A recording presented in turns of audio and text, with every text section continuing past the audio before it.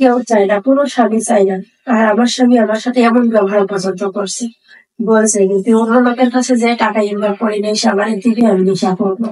আসলে নেশাখোরের তো আসলে সেন্স থাকে না। সেটাই। সেই কারণে তো আমার সাথে এরকম পশুর মতন ব্যবহার করতো। তারপরে অনেক চেষ্টা করছি ওর সংসারটা করার জন্য, যে ভালো থাকার জন্য, যে দেখি ঠিক আছে সংসারটা টিকায় রাখতে পারি কিনা। মানে একটা মেয়ে তো কখনো চায় না যে তার স্বামী সংসার ছেড়ে চলে যাবে বা অন্য সংসারে যাবে। তারা এটাই ভাবে যে আমার প্রথম বিয়ে সে পাগল হোক, খারাপ হোক, যাই হোক তার কাছেই আমার সুখ হবে। দ্বিতীয়বার যদি আমি বিয়ে করি এর চাইতে যদি খারাপ হয়, এই মনে করে সেই মেয়েরা কোনো জায়গায় অন্য জায়গায় সংসার করতে চায় না। ওই স্বামীর কাছেই থাকতে চায়। তো ওকে ভালো বানানোর জন্য অনেক চেষ্টা করছিলাম, অনেক পরিশ্রম করছি, কিন্তু কোনো করতেই পারি নাই। আমারে মানে আমার জানা মতে আমি মানে ১,০০০ কবিরাজ ধরছি ওকে ভালো করার জন্য।